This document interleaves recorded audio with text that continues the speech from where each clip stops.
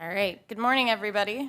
We'll call this meeting of the Judiciary Subcommittee on Crime and Corrections to order. We are going to get started. We are still waiting on our Chair Rigby, but we're going to get started, and when he comes, we'll give him an opportunity if he wants to make some opening remarks. But my name is Emily Kincaid. I'm the chair, and I'm excited to talk about restorative justice and non-carceral harm reduction. It's a conversation that has been had a lot outside of this building and not really a lot inside the building, and I think that it's time to really make sure that we are talking about it. So I will first allow the members of the Judiciary Committee that are here to introduce themselves, and then I will turn it over to Representative Rabb for opening remarks. Chairman, do you want to start? Thank you, Chair. Tim Briggs, Chair of the House Democratic Judiciary Committee.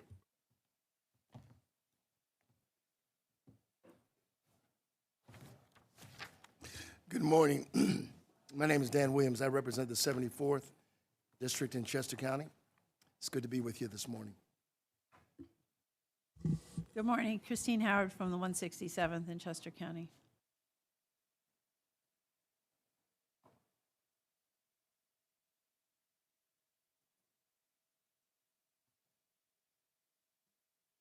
Good morning. Tim Bonner, Mercer and Butler counties.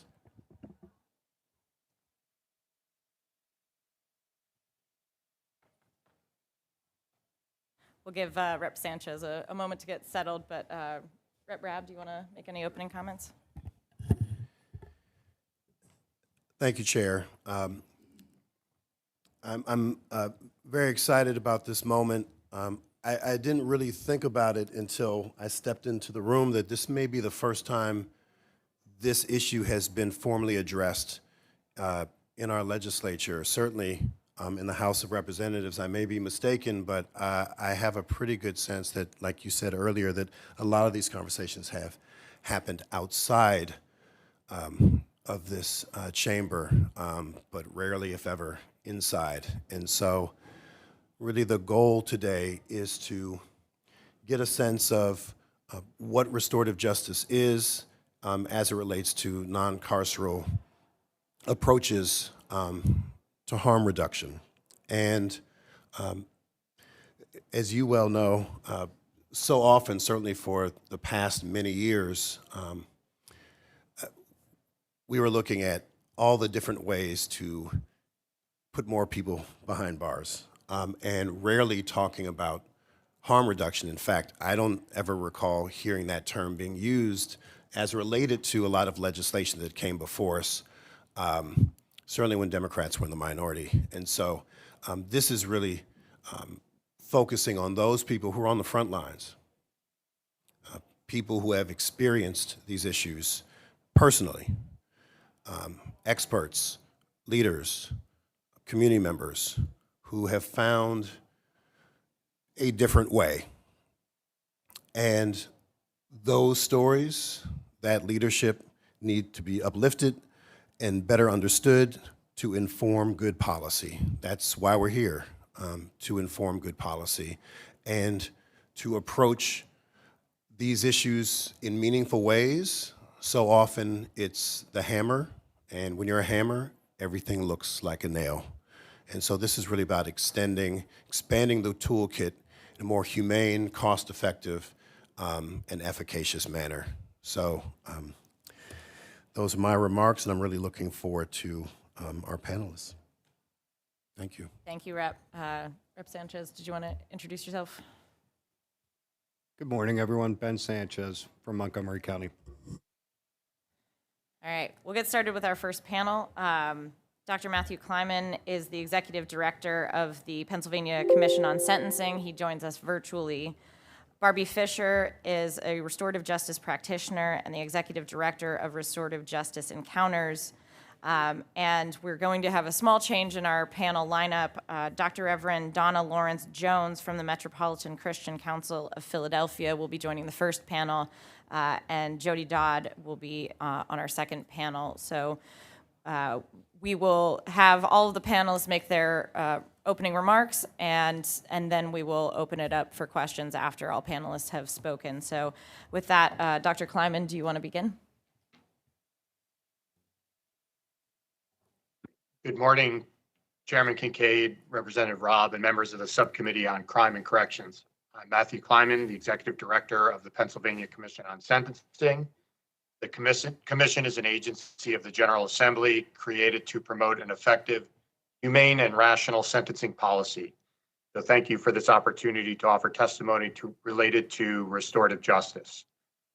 According to Howard Zur, author of several books on restorative justice, restorative justice is a process to involve those who have a stake in an offense and to collectively identify and address harms, needs, and obligations in order to heal and put things right as possible. This approach or process, which serves as an alternative to retribution, attempts to remedy the harm of the criminal act and enhance accountability by bringing the victim and the defendant together. Common restorative justice programs include circles, conferences, and victim-client mediation.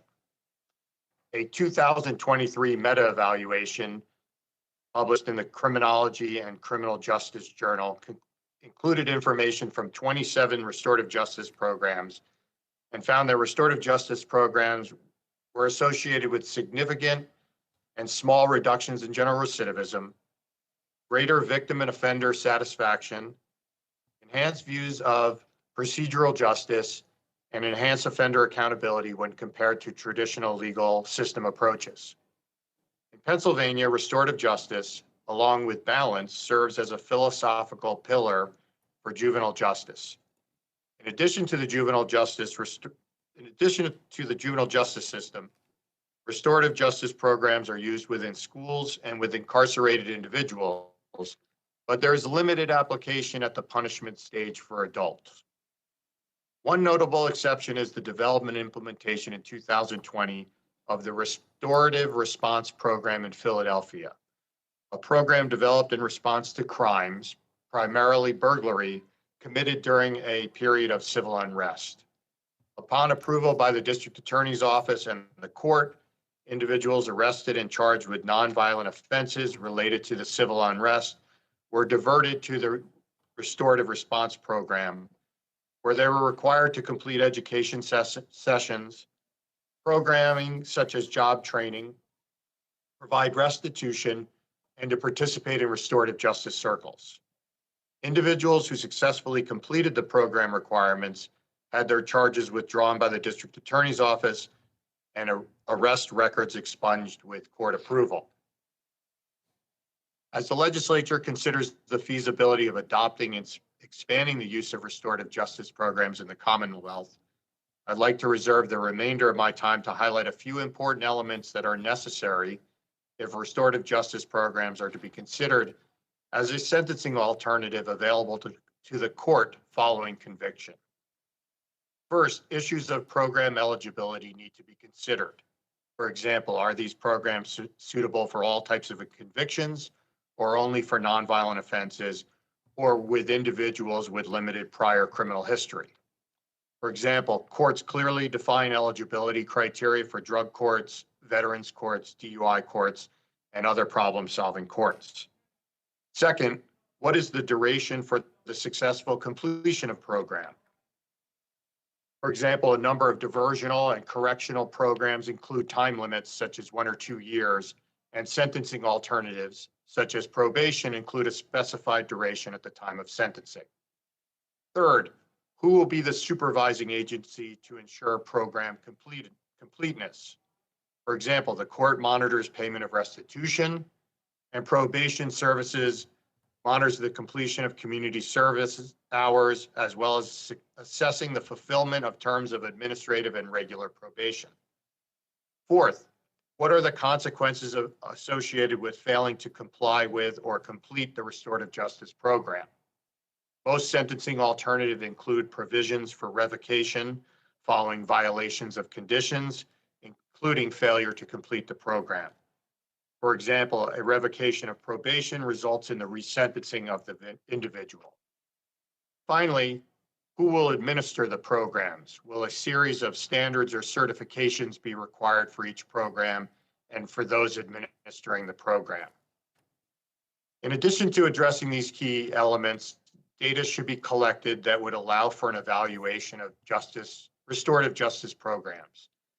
The evaluation should assess the program's effectiveness in meeting the goals of restorative justice, including reductions in recidivism, enhanced victim satisfaction, and accountability of individuals who have violated the law.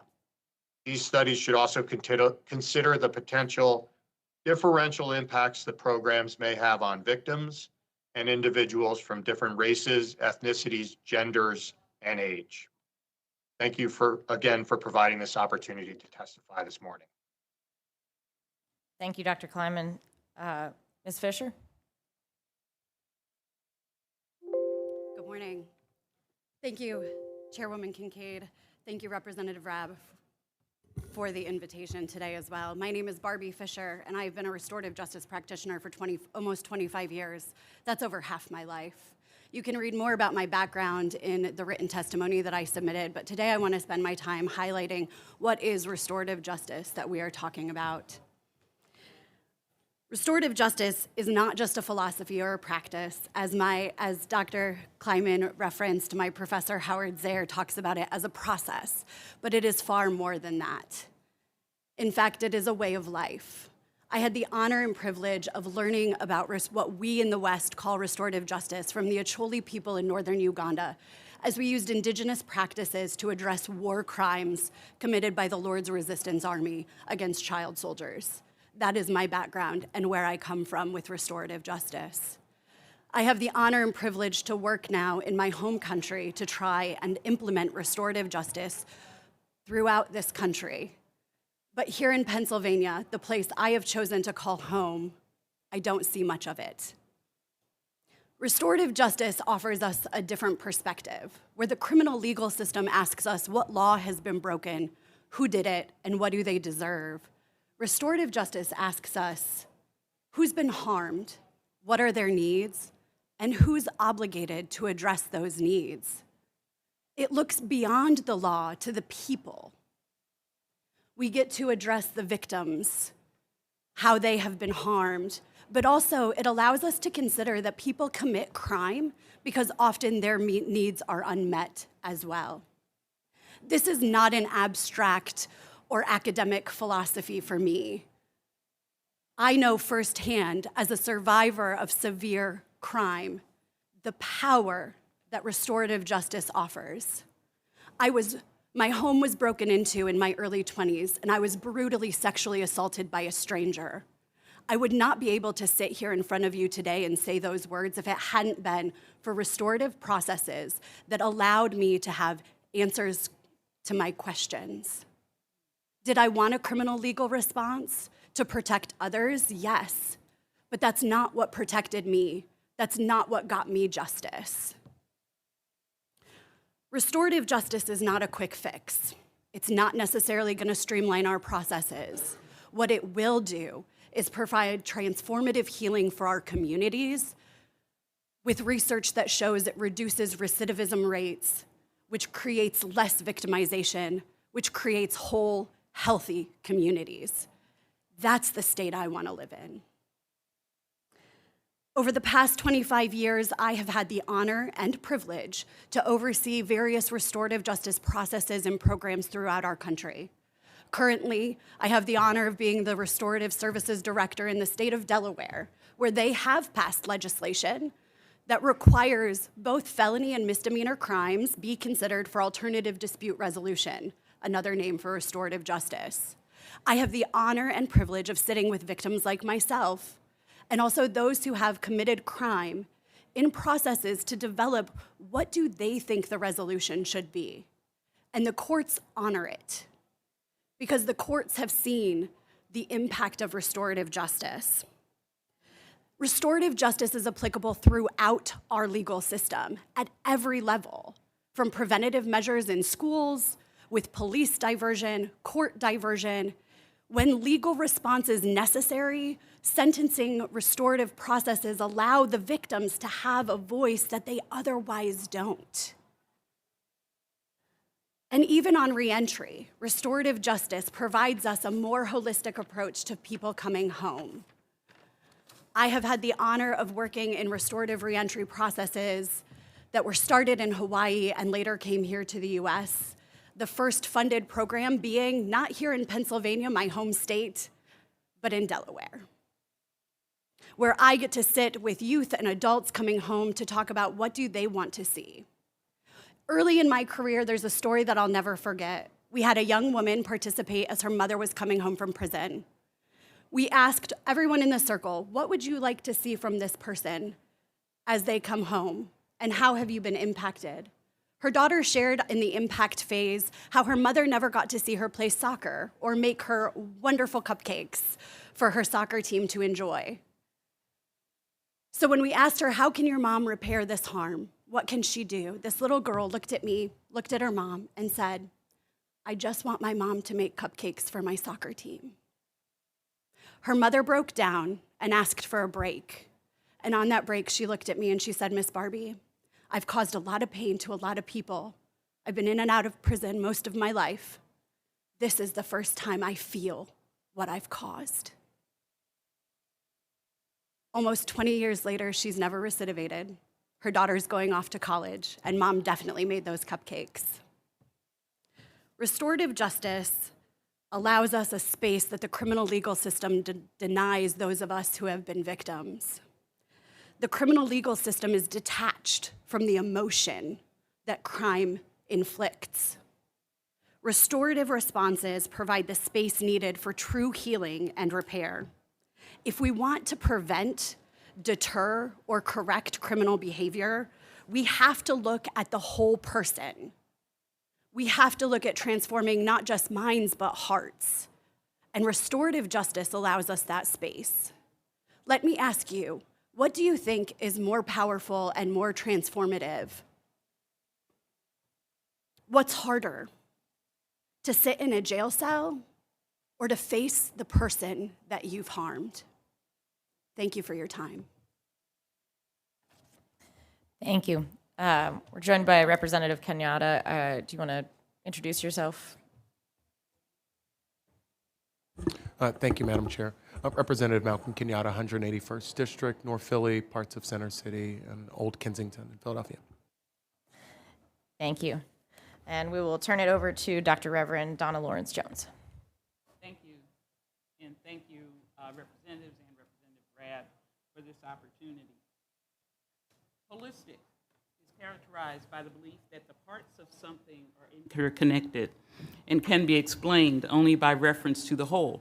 Just like Barbie and I are interconnected, and she noticed that the mic needed to be turned on. And the solution demands a holistic approach and a strategic vision of what happened. And we just had a good example of that. Barbie used a strategic approach. She didn't try to say, Reverend Donna, turn on your mic. She just naturally reached over and did what she could. As we talk about restorative solutions, often we start with courts, and we start with the legal profession, and we start with criminal systems. My recommendation is to start with community. You heard the statistics from the Restorative Response Program. That program did not reach out to MCCP as a provider. We weren't a provider at all. We were a community organization in Philadelphia that was already doing restorative justice work and restorative justice training. You're going to hear later from Jody Dodd, who reached out to community and found community was doing the work. And then the system partnered with community. And the way our process worked was very simple. We trained community people to be restorative response hubs in Philadelphia. We right now have 25 trained hubs. We're still doing that, not with government dollars. Not that we wouldn't welcome it, but because restorative justice is not known from a community perspective, it's harder to get funding for it. But the DA's office reached out to us because they had a need to handle a lot of cases. So 200 and some cases came our way. And in 3 years' time, the DA's office has published the data from that.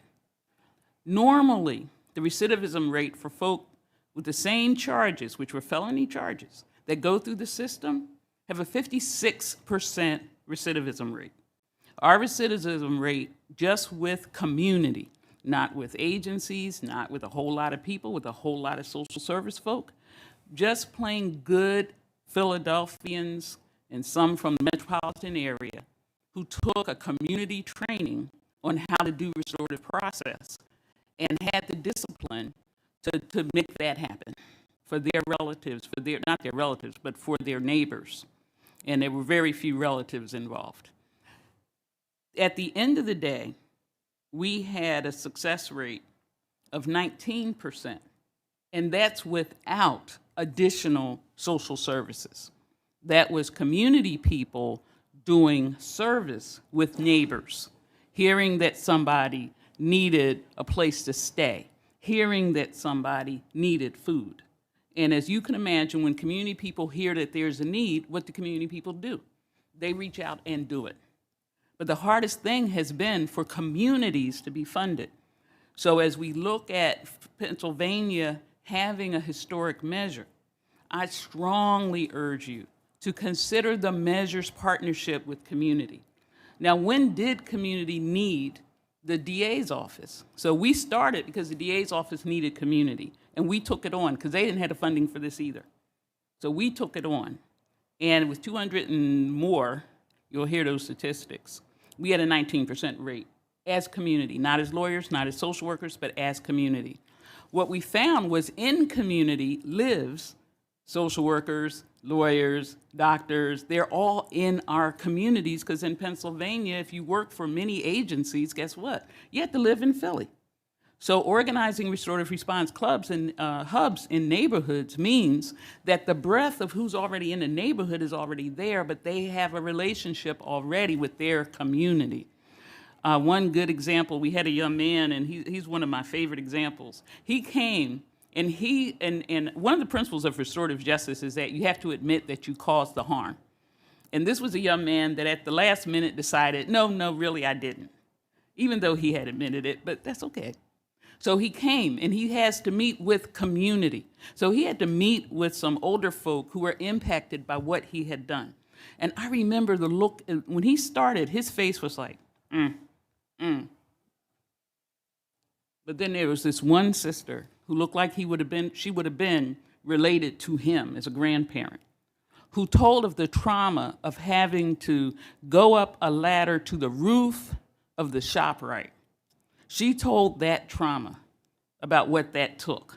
She told that trauma after everything was said and done, and she lived through it, having to be helicoptered off of that roof. She told the trauma of not being able to get her medication because the stores were shut down. When she told that trauma, an hour later, this young man was like, I'm sorry, miss, I was there. So he accepted responsibility when he thought it was going to get him off. But when he got in the presence of the community, he's like, I didn't do it. But when he heard the story, he's like, I'm sorry, miss. The person from ShopRite, we didn't meet with the head of ShopRite. We met with employees and community members. This is not, for us, it's not top down. Howard Zerd, you'll see his name everywhere. That's okay, but he picked up this field ball, or whatever you call it. You can tell I'm not a sports person. He picked this up in the 80s. This is an indigenous process that has been going on worldwide and in the United States on Pueblo reservation, in the res. Pueblos, Shoshones, other indigenous people have been doing these processes as community for longer than we could imagine. And they've been doing it the way. What Howard Zerd did, bless his heart, he wrote it down so that the West could accept it. But the process, please, if you hear nothing else that I say, if you start with criminal systems, we have a problem in the community because this is a community process. If you start with criminal systems, the criminal systems are going to eat up all the dollars. right? Because you know I'm right about it. But if you incentivize those systems to truly work with communities who get funding for this, okay? Because I've been doing this work for 20 years. And what usually happens is funding goes to the big people with the 40% administrative costs. And the community gets $5. And then the community gets beat up by what we can't do with making bricks with no straw. So please consider your funding structure. Fund it in such a way that the community has funding to do this right, and incentivize those larger organizations. Because what did the DA's office do? They did a lot, bless their hearts. They were able to make phone calls and make them available for the community. They were able to get data, because I don't have a statistician. They were able to process the data. They were able to stamp it. They were able to have 1 million press conferences, bless their hearts. We don't have time, energy, or money for that. But we got to work with our neighbors. It would have been great to work with our neighbors with bricks as opposed to straw. Lastly, according to the 2023 U.S. Department of Analysis of Recidivism Rates in 24 states, 82% of individuals released from state prisons were rearrested at least once during the 10 years following release. Within 1 year, 43% of formerly incarcerated people were rearrested. Reliance on incarceration to improve community safety is expensive. The annual cost to keep a person in prison was $39,158 in fiscal year 2020. Incarceration is not achieving the justice goals of broader social equity, enhanced public safety, lower recidivism rates, or stronger and more resilient communities, and reduce criminal justice and correctional costs. It's causing those things to go up, which the taxpayers have to pay. The restorative justice process provides an off-ramp from expensive, inhumane, and ineffective retributive tactics. RJ promotes healing, restitution, empowerment, and opportunity for success and repair of harm. Lastly, as Restorative Cities Initiative, we partner with those organizations in our community that we trust. We partner with Barbie. We partner with Healing Communities. We partner with those we trust, not those that got a lot of money to find the people that'll help them fulfill their grants.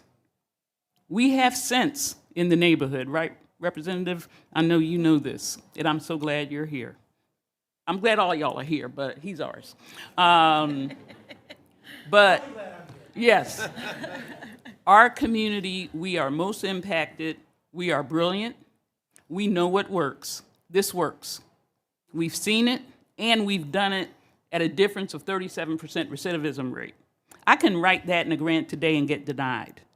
Somebody else can make it up and get $1 million. Thank you.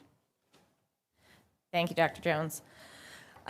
We are joined by Representative Schemmel and Chair Rigby.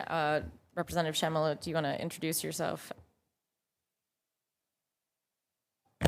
Paul Schemmel from Southern Franklin County.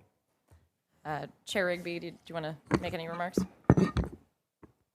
Representative Jim Rigby, Cambria, Somerset County, 71st District. I do apologize. We had a little mess up on my calendar, so I apologize for coming a little late. Thank you. At this time, we'll open it up for any questions from any of the members. Representative Kenyatta or Williams? You confused me with Malcolm Kenyatta. Well, he said that he had a question. Okay, just checking. Thank you, man. Let me say thank you for your testimony and tell you why I'm so appreciative, particularly Dr. Jones, of your portion. Because you're right, many times Howard Zor is quoted referencing his 1990 book, Changing Lenses. And his description, I think, is that he was speaking to a faith-formed community. And so the role and responsibility of, I think, communities of faith in this whole process often is marginalized and overlooked. When you were describing the cost, the return on the investment, as opposed to the kind of detachment our present criminal justice system embraces, the relational component of what it means to be talking to people as human beings created in the Imago Dei. That sort of struck in a way that I think most people don't always hear when talking about restoration, the more humane, the more relational dynamic. So I'm just wondering if you would just talk a little bit more about what Cornel West would describe as the need for suffering to be allowed to speak. Ooh. You know, I'm sure everybody here knows, do not give a Baptist preacher a question like that.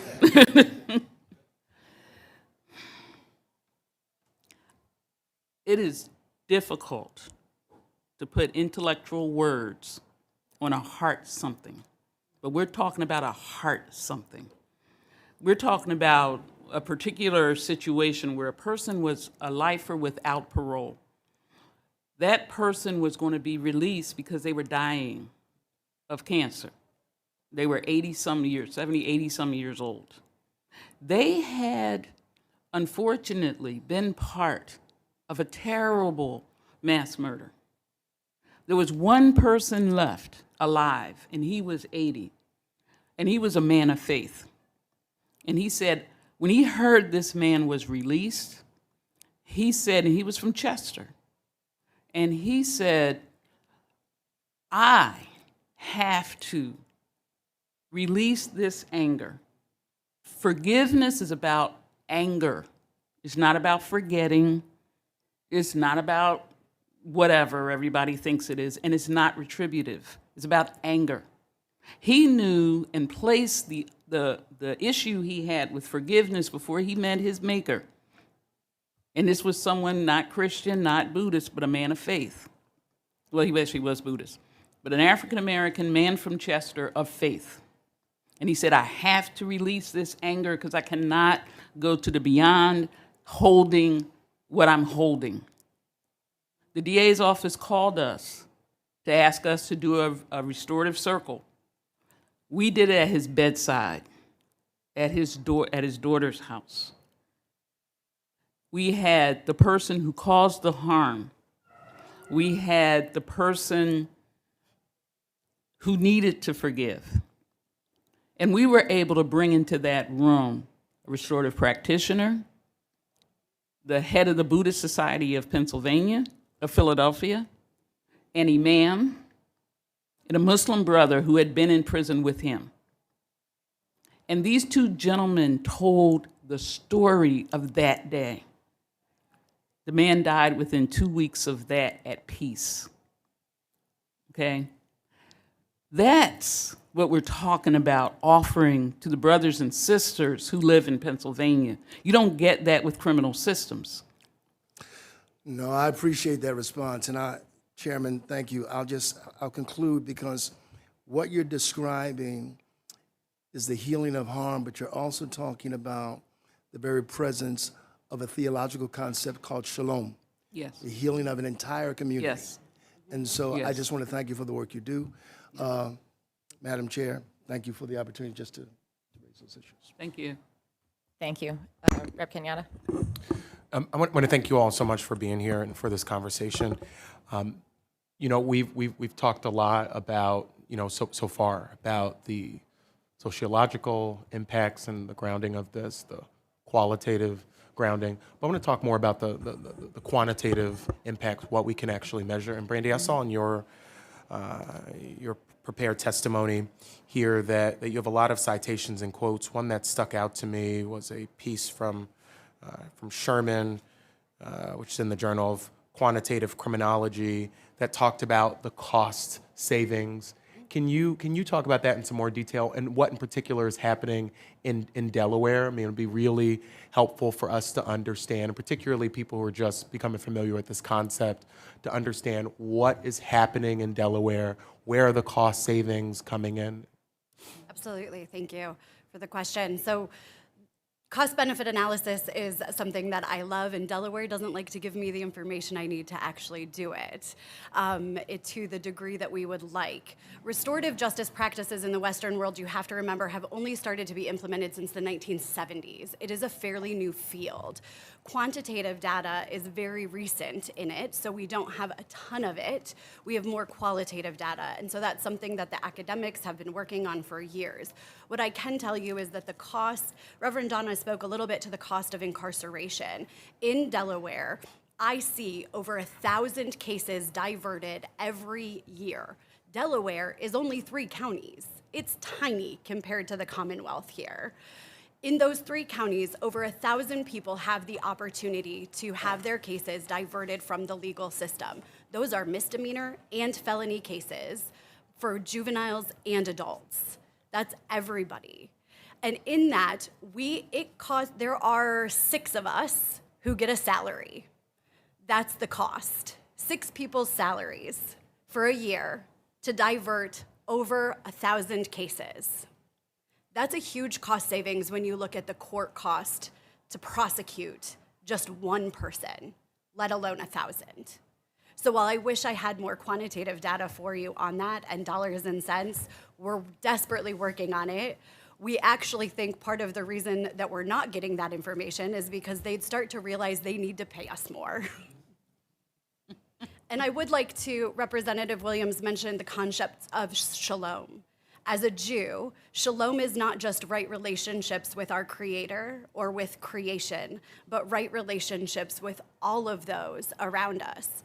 At the core of restorative justice, it is about right relationships. How do we do life together? How do we live justly so that injustice doesn't happen? And when it does happen, how do we respond in a manner that does not further create harm?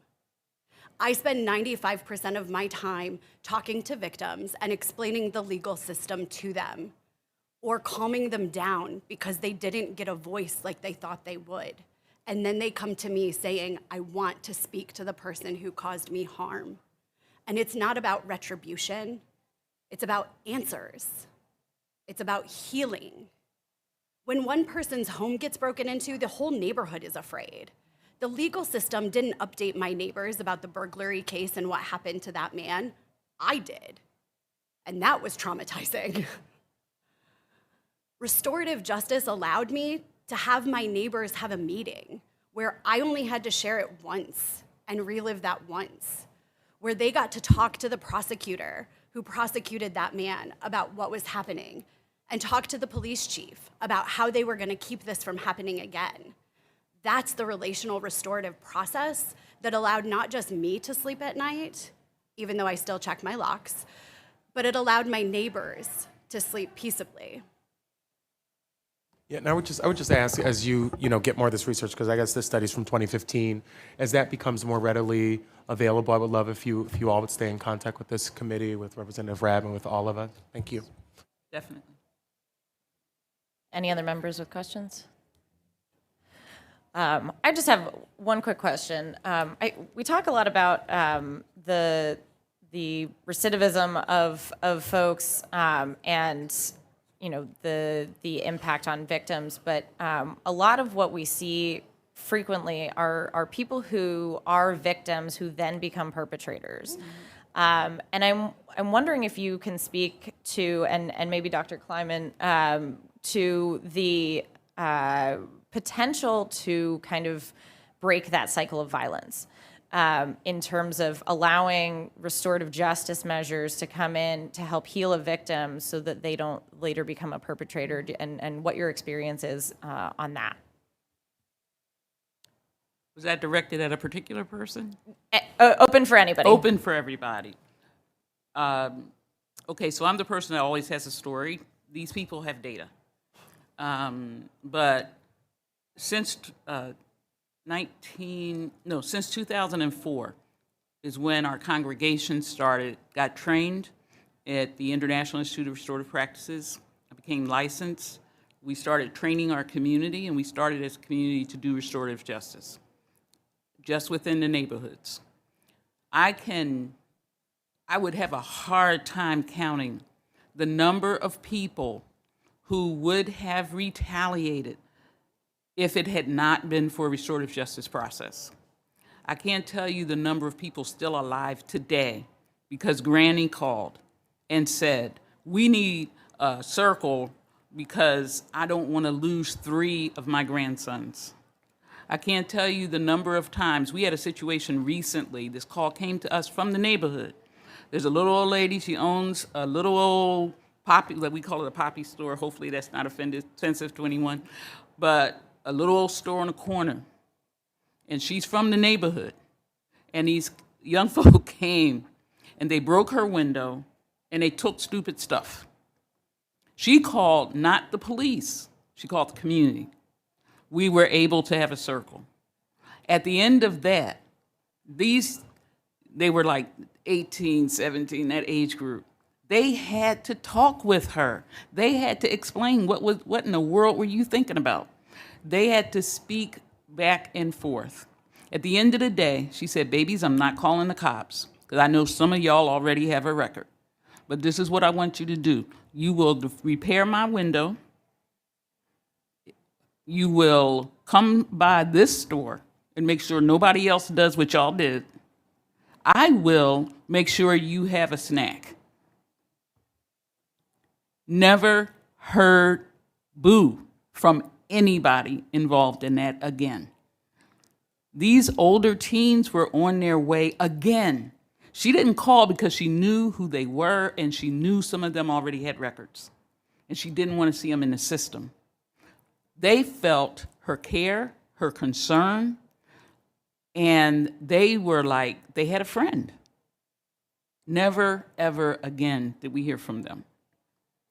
So when people have the opportunity, remember, retribution causes more anger.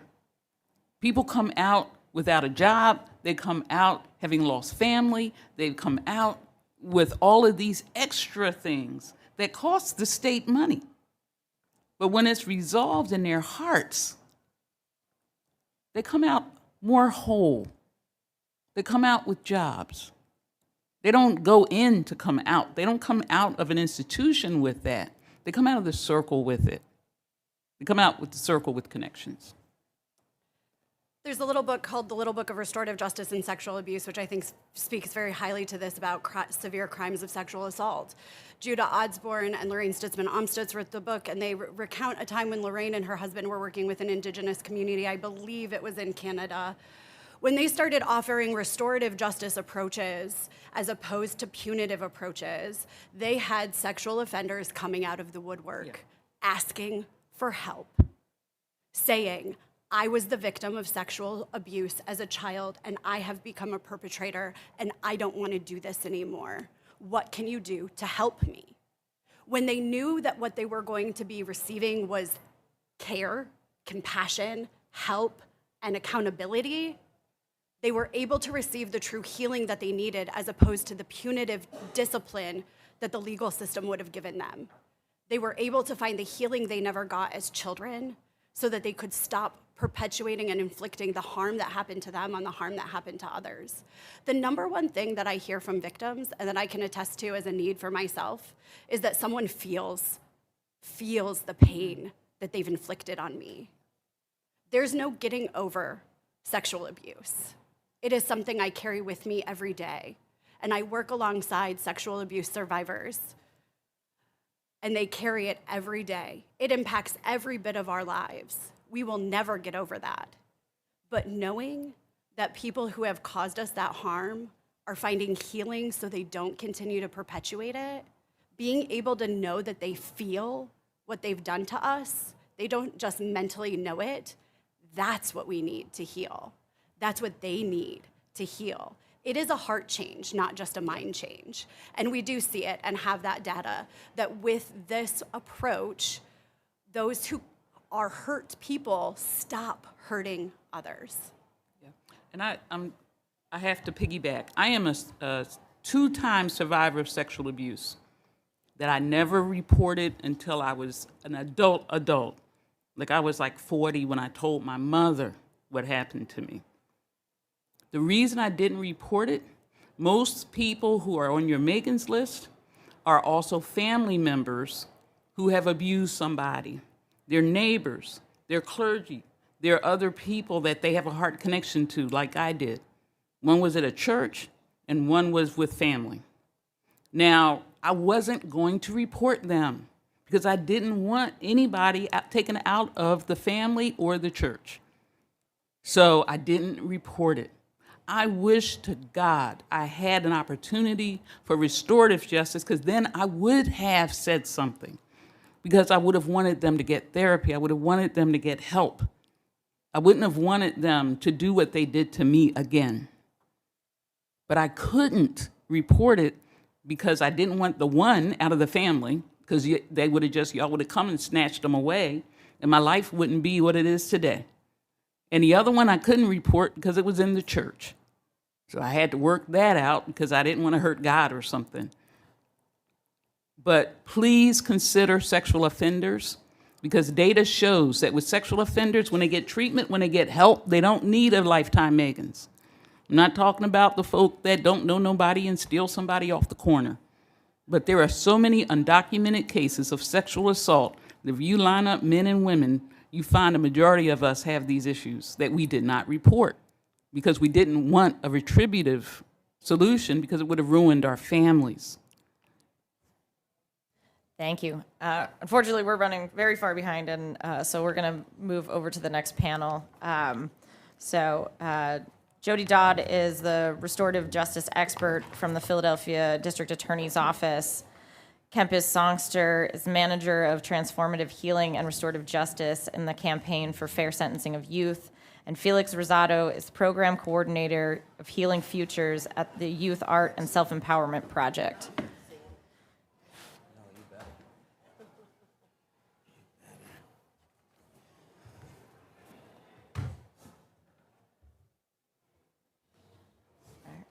Ms. Dodd? Okay, are we there? Yeah. Hi, I'm sorry, I thought I was going last, so I'm just No like, worries. Well, you can if you want us to. Actually, first off, I want to say thank you for having me here, especially Representative Rob for inviting us to come and speak. I am the restorative justice facilitator at the Philadelphia District Attorney's Office, and frankly, I don't feel like I have a lot to say other than asking you to listen to those who are the actual practitioners. But I will just say this.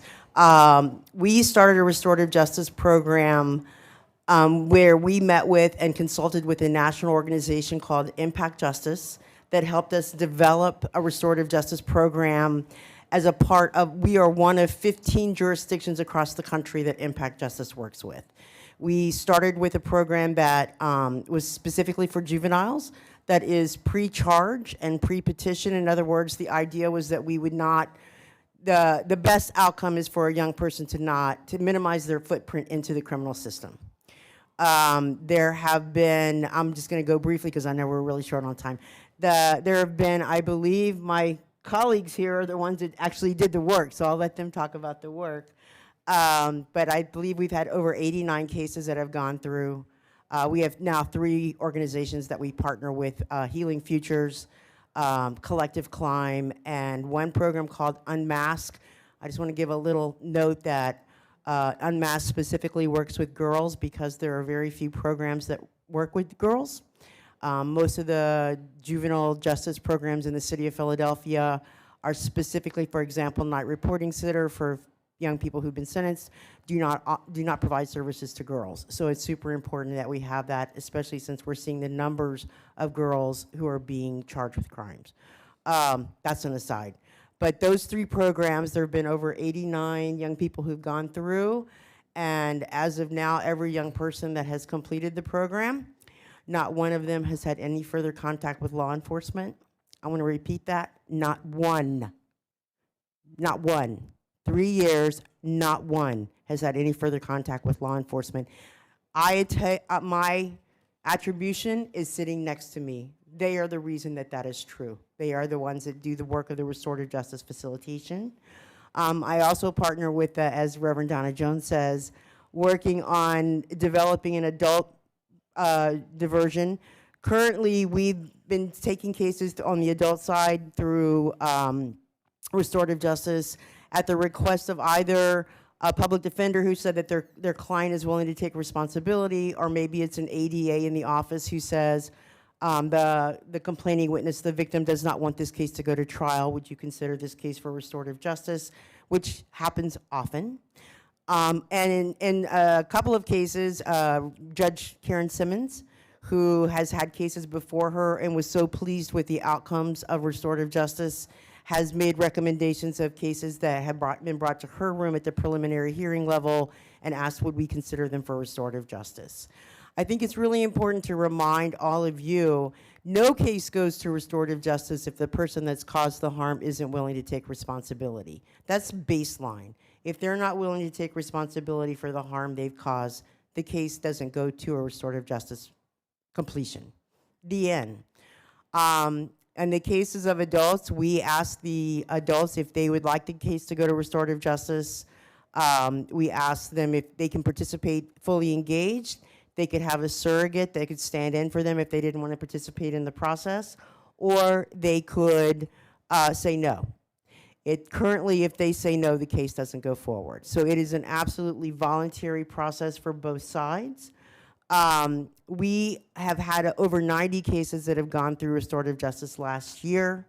As Reverend Donna mentioned, we had the over 225 cases that went through restorative justice from the uprising. She told you the data on that only 19% of those folks have had any further contact with law enforcement versus the 56 charged with the same felony charges. The most common charge that we're seeing going through restorative justice is aggravated assault. So that is the charge that we are looking at for the adult side to create a more systematic process where we're going to review all of those cases. DA Krasner has said he would like 1,000 cases a year to go to restorative justice.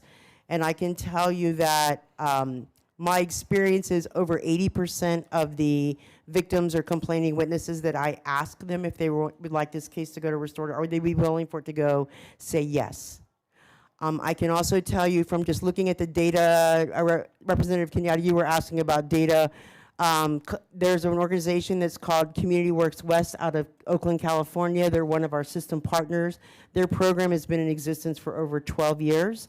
They did a report looking at a 7-year report of their work that they were looking at they're a comparable, it serves Oakland and San Francisco, the Bay Area.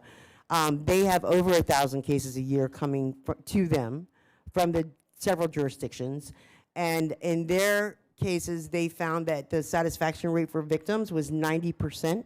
90% of victims said, I would be willing to go through this process again, or I would recommend this process, or I was satisfied with how this process completed.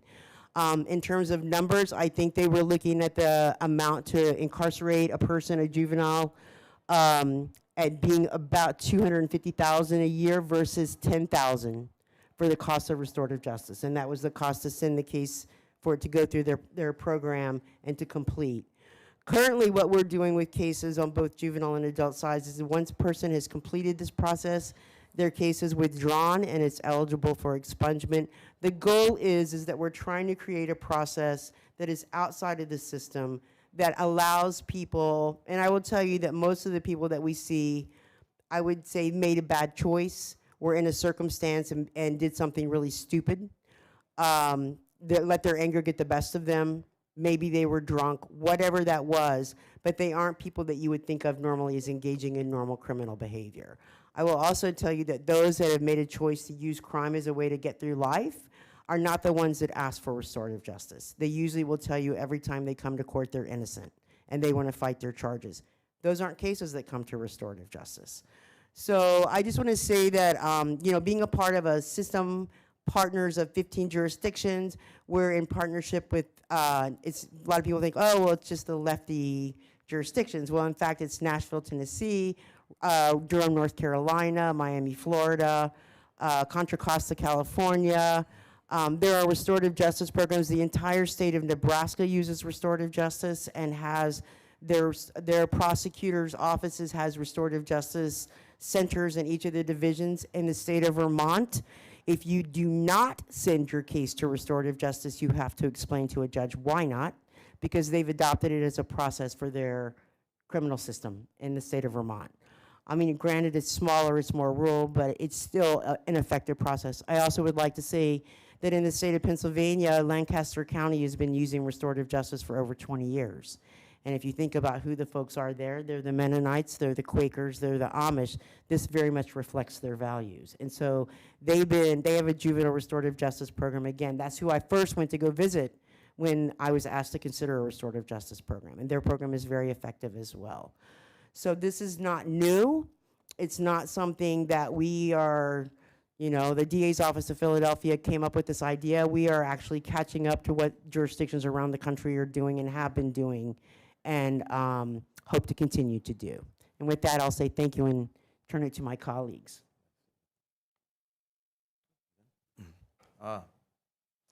Thank you very much. My name is Kempis Songster.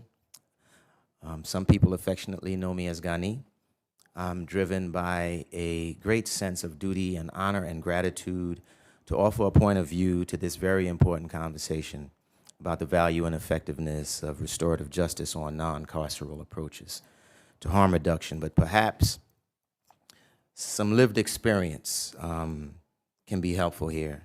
So for the past 3 years, I served as the inaugural program manager of Philadelphia's first restorative justice diversion program, Healing Futures.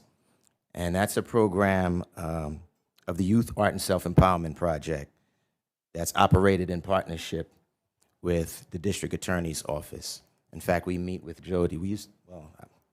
I'm no longer, he's the new program manager, and you'll hear from him. But we still meet with Jody Dodd and a really dedicated team of advocates for healing and transformative justice in the District Attorney's Office every 2 weeks.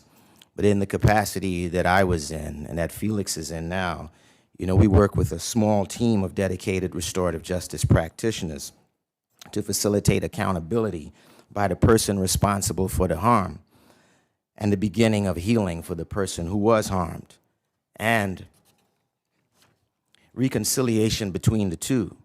Now, this work is also enjoying unwavering support from social workers, other organizations, college students and interns, and community members, with a lot of support from the District Attorney's Office. And I've personally witnessed time and time again the transformative power, the magical transformative power of accountability, real accountability. That's when people who have caused harm are given the opportunity to account for the harm that they have done, right? With votes of confidence from the community that they have something to offer favorable to the community, and support to fulfill their obligation to the person that they've harmed and their obligation to the community.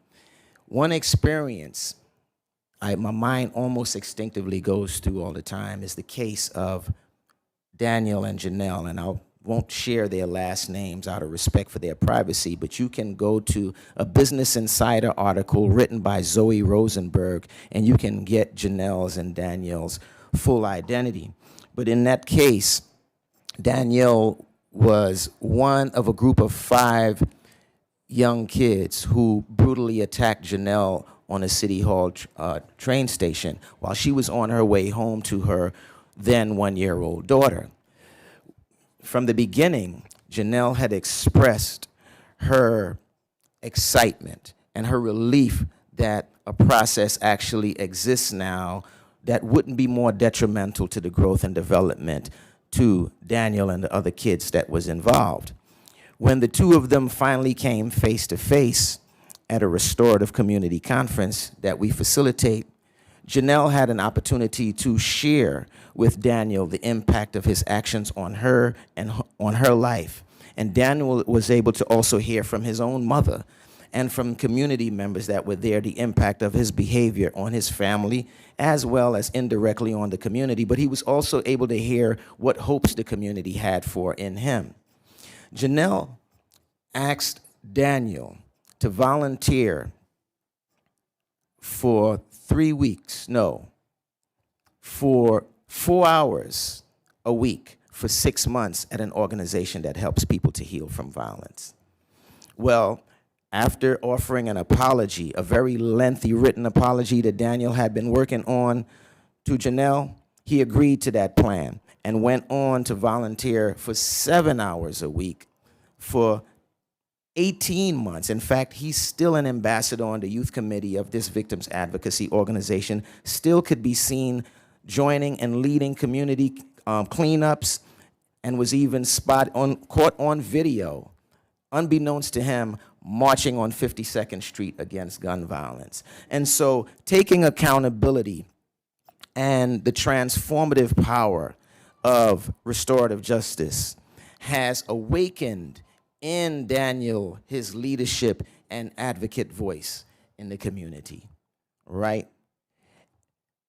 This probably would have never happened if Daniel had went the other way. Let me say that now I am the transformative healing and restorative justice manager. I know that's a long title, but I appreciate the way that we're all thinking about this for the Campaign for the Fair Sentencing of Youth, where I'm proud to be embracing my new role, right, and my responsibilities of the role of helping to advance CFSY's emerging priority in looking for non-carceral approaches to serious harms caused by young people. But I'm gonna also tell you that I know the crushing weight of guilt. I understand it very well. I know the burdens of it as someone who has committed the ultimate trespass myself, that is being involved in the taking of a human life. I was condemned to death by incarceration, which a lot of you know today as life without parole. And I've been graced with this opportunity to come before you today because of the U.S. Supreme Court ruling, Miller versus Alabama, supported by Montgomery versus Louisiana, that said that it's unconstitutional for children to be sentenced to mandatory life without parole. Because of that ruling, I was resentenced and made immediately eligible for parole, but not before serving 30 years in prison from the age of 15 to 45. I'm committed to transformative healing and restorative justice as a way to reducing harm without piling on more harm. And this commitment is born out of a deep sense of debt and obligation to the family of the victim in my own case, to my own family, and to the community at large, to the world and to the cosmos that I left a tear in, right? This is my personal conviction, right? I caused severe harm, and I wish that I could bring back life. But what I can do through restorative justice is help to steer other young people away from causing similar harms, help them to explore accountability, right, and find their rightful place in the human family. And that is my personal conviction, right? 30 years I've spent in prison. No amount of punishment that I've served had birthed this sense of consciousness in me, or this deeper sense of social responsibility in me. What birthed this is my own self-accounting, my own reckoning with my own self-accusing spirit, right? My burgeoning belief in restoration, in transformative intervention, which restorative justice offers, right? This is what birthed my commitment to be an agent of making violence and victimization no longer characteristics of my community and no longer national epidemics. So I implore this committee to support restorative approaches over carceral approaches to harm. Thank you very much for your time and consideration here today.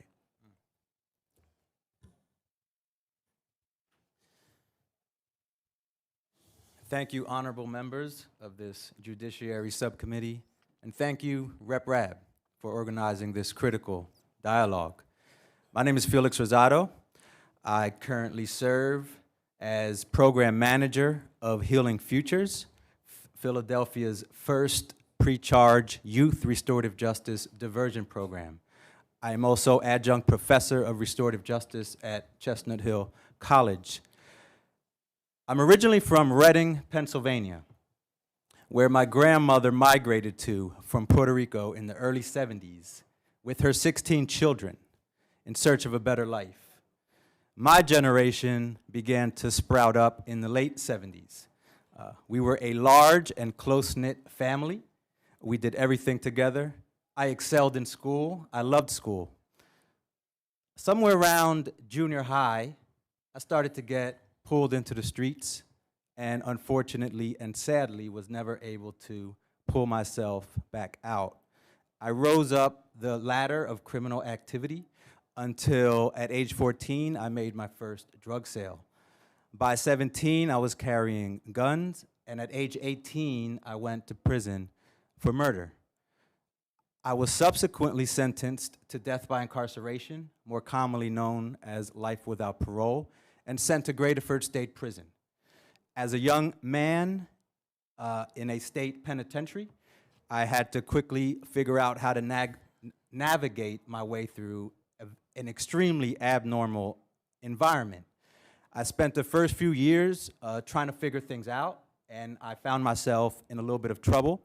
I spent some time in solitary confinement, and at age 27, I had what I like to refer to as my moment of awakening.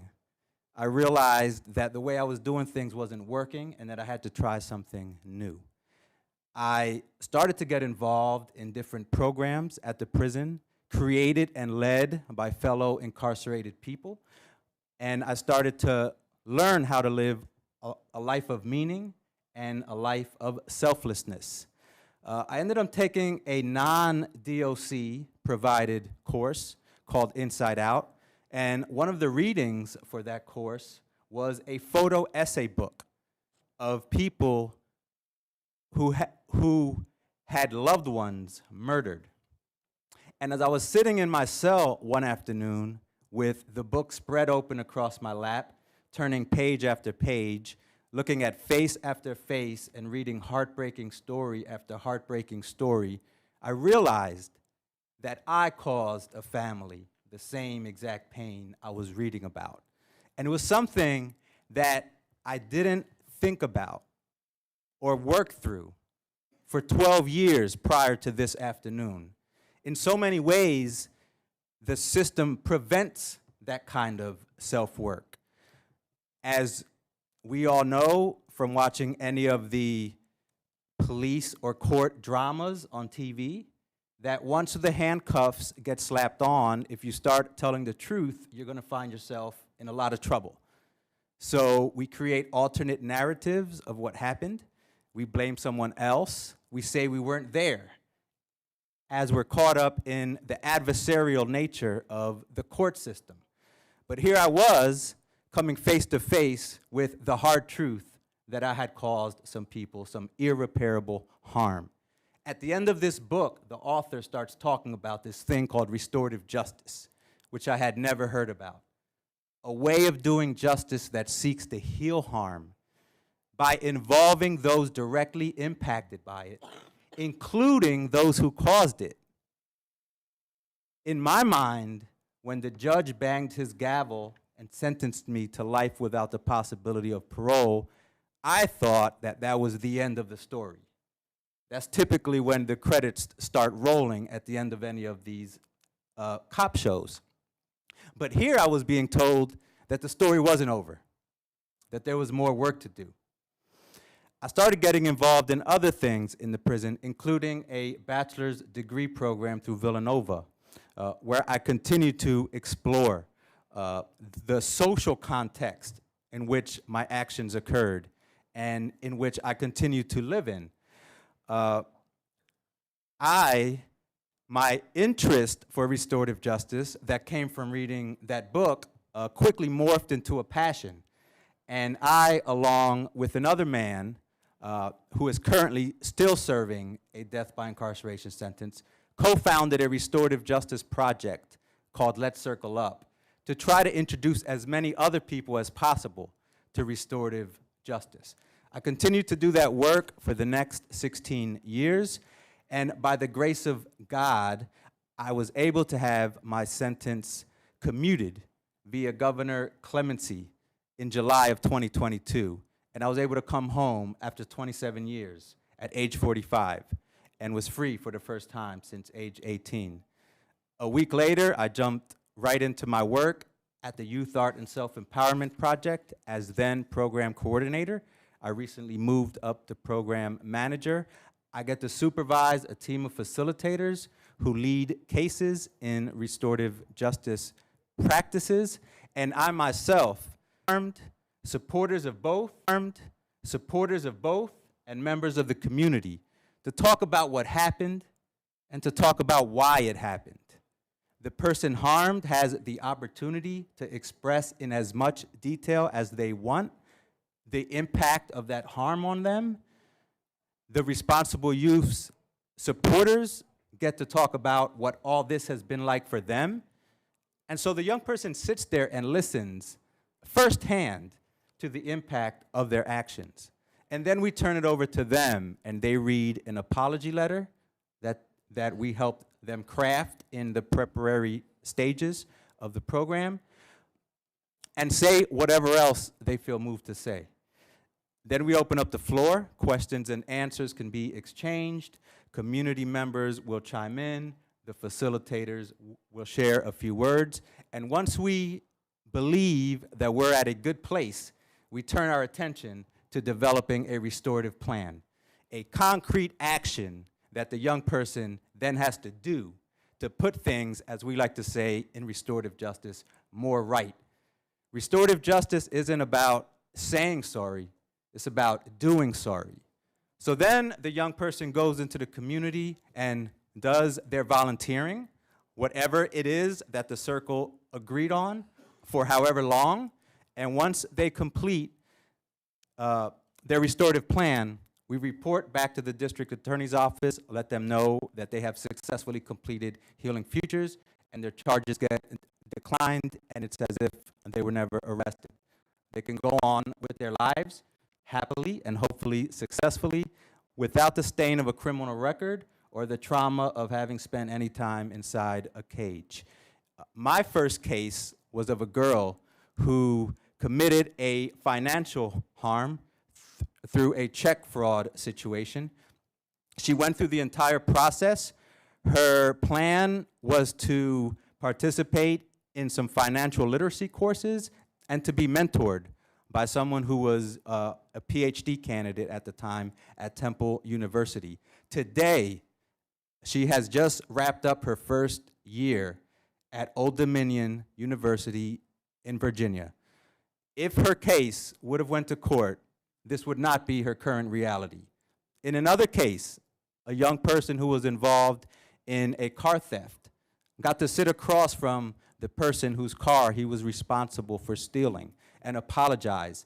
His plan was to work in a community garden and be mentored by the community member who ran that garden for several months. Today, he is working. The additional income allowed he, his mother, and his sister to move out of the neighborhood that they were in and into a new, better neighborhood. And he checks in with me all the time to let me know how happy he is and how successful his life is currently. Again, he would not be, or his family would not be, in the situation that they currently are in if not for restorative justice diversion. Just to be clear, restorative justice is not a cure-all. It is not appropriate for every situation. All parties must enter into it voluntarily. But as it currently stands, when people are harmed, they have two options: call the police or do nothing. And I hope it comes to no surprise to anyone sitting here, but the vast majority of people who are harmed choose to do nothing.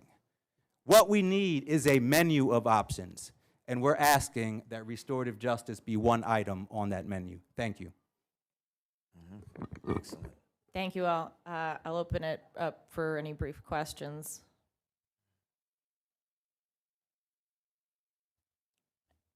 Brad? Thank you. I'm so moved by all of your testimonies. Just the broad array of lived experience and expertise has just been really, really powerful, and something so rare in these hallowed halls. We don't often get to acknowledge and value the expertise of people closest to the pain. And you can't have good policy if you do not recognize that. So I want to thank you all so much. Previously, there was mention of Judge Karen Simmons. And I was curious, what has been your experiences with how judges respond to this? You know, like I said before, when you're a hammer, everything looks like a nail. But when you are presiding as a jurist in this environment, and then you're seeing a new way that seems to provide a new kind of justice that is more meaningful, more holistic, I'm curious what your experiences are, particularly Ms. Dodd, if you can talk about how jurists that you've interacted with, directly or indirectly, respond to restorative justice practices. Thank you for the question. Judge Simmons, actually, it's kind of amusing because the first case that was brought to her was a case where she called me from the bench and she wanted to know what was this restorative justice, and I explained that the complaining, this was a car theft case, and the young woman whose car was stolen did not want the young person prosecuted. She said, I believe in second chances. This was a young kid. I don't want him to go to jail. Can we please do something different? So I was like, okay, well, let's put and they were willing to take responsibility. So when I explained that to Judge Simmons, she's literally on the phone with me yelling at the kid, this is your lucky day because you have a very enlightened victim in this case. Anyway, the case went through restorative justice. The young person took responsibility. They had a very good circle that they did. Actually, Reverend Donna Jones was one of the facilitators of that. And the young person had a very good outcome. And Judge Simmons was so pleased with it that she started when she talks to young people when they become before her, just said, well, is this a case that could go? Is this a case that could go? I've also had mixed bags. I've had some judges that tell me that they're very skeptical. They think that we're coddling people. What I would say to any judge that's skeptical, what I would say to any of you that are skeptical is I'll do something different when it gives me better outcomes. And restorative justice right now has better outcomes than currently the current criminal system in the way that we prosecute cases. And so show me something better. We'll do that. I believe in best practices. I believe that we want to be innovative and figure out the best ways we can to prevent further crimes from happening. And I think this works better so far that I've seen. I've also had judges that have been, oh, that's fine. It's going to restorative, and they didn't really think about it one way or the other because they have 40 cases in their docket. And my one little case that's going to restorative justice doesn't really, it's one way or another. They're very busy. They have full calendars, so they're fine with it. And like I said, I think I get asked for cases to be considered for restorative justice as much by defense attorneys asking for their clients and also ADAs, young ADAs in our office who after speaking with the victim was like, do you think this case could go to restorative justice? Because this is what, I will say this, when a victim says to me they want the case to go to restorative justice, I will do everything I can to make that happen because I think that's advocating for what the victim wants, which is a priority for me.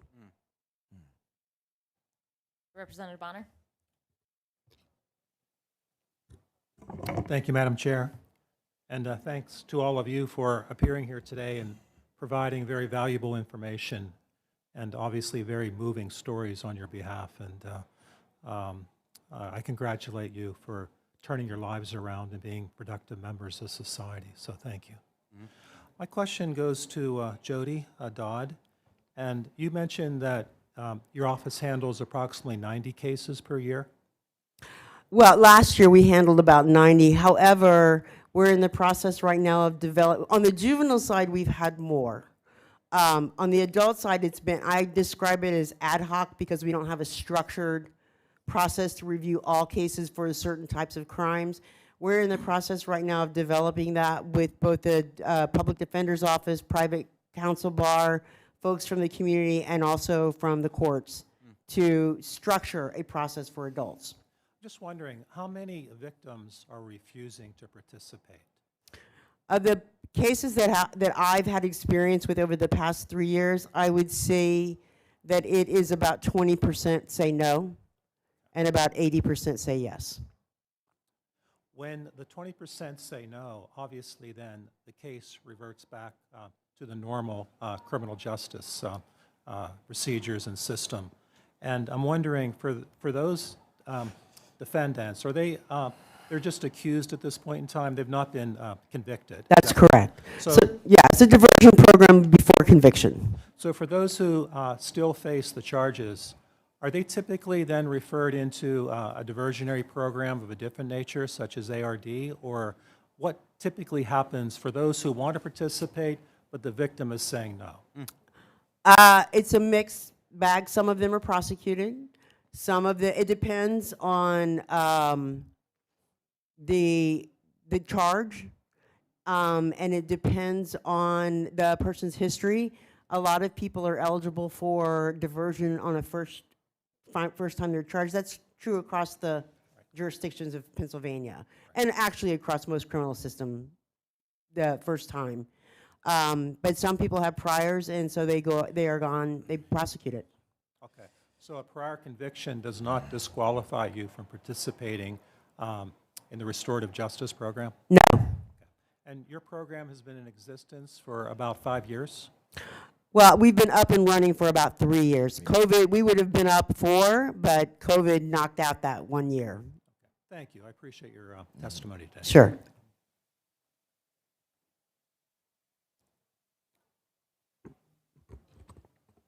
Thank you all three for your testimonies today. To the two gentlemen, I congratulate you for where you are in your lives, and thank you for what you're doing. Thank you. When we look at the Philadelphia firearms stats from 2019, the average assault by a firearm in Philadelphia is 172.2 per 100,000. The next two closest are 48 and 45.7. Average homicides by a firearm rate in Philadelphia is 21 per 100,000, and Dolphin and Lawrence are 7.2 and 7. And the average robbery by firearm rate, again, in Philadelphia is 142.5 per 100,000. And in Dolphin and Delaware, we're looking at 33.4 and 30.9. Murders, in 17, there were 313. In 2018, that jumped to 351. In 2019, 356. In 2020, 499. 449 of those were by firearms. 2,260 people were shot. In 2021, 562 murders, 506 by firearm. 2,337 people were shot. 2022, 514, 475 by firearm, 2,270 were shot.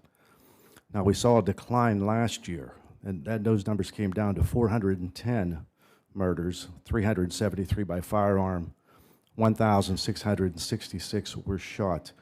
And I'm just wondering, the rate, the increases that we see tied to the firearms, and Jody, I believe you testified that they've got to want to, both the criminal or the accused and the victim have to want to participate. What are we doing to address those that aren't willing to participate? We're just letting them go, or what's the next step? How do we correct the problem that I'm reading here on the numbers that are being provided by the PA Commission of Crime and Delinquency? Right. So first off, let me clarify. We do not take any firearms cases into restorative justice. Okay. None. Larry was like, off the table, no firearms cases. Homicides are not taken into restorative justice. When I say aggravated assault, I'm oftentimes talking about a case where two people got into a fist fight. Thefts, felony thefts, where something was broken and it costs over $500. That makes it a felony. So we are not addressing the gun crimes in Philadelphia. At least your program is not. My program is not. However, you were reading stats. I also want to say the homicide numbers were down 23% in 2023, and as of this month, they're down 35%. So those numbers are going down, and so are the numbers of shooting. I think that what I would argue, I'm not an expert on this, but here's what I'm going to say about that. is that I think that when you provide more resources to communities, and I want to give great credit to all of the violence prevention community groups that have been doing the work about ending gun violence, I will credit them for these numbers going down. So when you're asking what can we do, we can support communities that are doing interventions in their communities to prevent gun violence and violence in general. And I did recognize this year there was a big decline, and I was just looking for maybe what that reason was and what you're doing to. Community. Okay. Thank you very much. Thank you, Chairwoman. Can we answer the same question? Yeah. All right. Yeah, just wanted to, name that in general, there was a spike in violent crimes across the country post-COVID. Some of those numbers are starting to level off, but one shooting is too many. One person harmed is too many. And in the city of Philadelphia, we have a gun problem combined with a poverty problem, combined with generational trauma, hopelessness, subpar schools, and the list goes on and on and on, which is together a recipe for all this indescribable harm that's taking place. Though we don't currently get the cases of anything involving a gun, we are hoping that as our program continues to grow and to prove its effectiveness, that we can make a case for getting some of those, because it is our belief that the more the harm, the greater the harm, the greater the need for healing and for restorative justice. And we believe that in helping to transform the lives of the young people we're currently working with, it will prevent them from moving up the crime ladder to something more serious. I probably would only add, sir, that those statistics, as harrowing as they are, exist and have existed with our current criminal punishment / carceral mode of procedure. Some might even feel it's safe to say that they exist especially with that mode of procedure. The fact that we don't get gun cases is not because we don't want them. And maybe the slight dip in the number might be because of more restorative justice approaches in the city, as small and as struggling as we are, you know? Yeah. Thank you very much. We will do closing comments. Rep. Rabb, would you like to say anything? Thank you, Chairwoman. I want to be transparent in this moment. I was pleasantly surprised when the majority chair of Judiciary Committee sought to move my bill on restorative justice. I was heartened, I was appreciative, and I was not ready. The legislation was not ready. And what I had realized was that I had not done what I had said that I had done for some time, which is listen to people closest to the pain. And I got feedback, candid, heartfelt feedback that we can do better. And so I asked the chairman not to run my bill, even though I knew that it would pass out of committee, because I wanted it to be the best policy we could possibly do. And the only way to do that was to listen to people closest to the pain and to have a process that was intentional, that was substantive, and addressed all the meaningful concerns that were brought to my attention. And that's when I asked the chairwoman if she would consider having this informational non-voting meeting to discuss it and to lift up the voices of folks who are so rarely heard when it matters most before legislation is brought to the fore. So I want to thank the chairwoman. I want to thank Chairman Briggs, my colleagues, But I really want to thank all of you in showing me grace, providing me feedback on a bill when I said I have no pride of authorship, and I meant it. And this was not meant to be about my bill. This was about to provide greater literacy and awareness of what restorative justice practices are in the context of non-carceral approaches to harm reduction, which again is a term that is so rarely used in this context. So going forward, my intention and my commitment is to make sure that all of your feedback is incorporated into an amended piece of legislation that we can all be proud of, and I hope can receive bipartisan support. No one practice can fix everything. There are no panaceas. So if this can help in any way, particularly given what Ms. Dodd said about if there are better ways to do it, then we can have that discussion too. But to the extent that this can reduce harm, can reduce the burden on victims, can reduce the cost on taxpayers, this is worth pursuing, but only if we do it with the type of intentionality and care that this issue so deserves. So I want to thank everyone for this moment, and Chairwoman, I yield to you. Thank you, Rep. Chair. Thank you, and again, I want to apologize for showing up 30 minutes late. I missed the first testifiers. I apologize for that. The numbers are encouraging that they dropped this past year, and hopefully we can accredit it to the restorative justice. We'll continue to watch those numbers as they go, as we move forward. Maybe firearms will be something that you'll maybe able to address in the future, but for now, I have a better understanding of where your programs are and what you do, so I thank you all for your testimonies, and for the testimonies I did miss, I do apologize. Chairwoman? Thank you, Chair Rigby. Thank you all for testifying today. I want to take a moment to thank all of our staff for the work that they did in helping us put this together. It certainly doesn't get put together if we don't have amazing staff, so thank you guys. You know, we have a lot of conversations in this building about making sure that we have, you know, all the tools in the toolbox in order to address crime, and frequently that means giving prosecutors more ability to charge crimes, sentencing enhancements, and other carceral methods of addressing crime in our communities.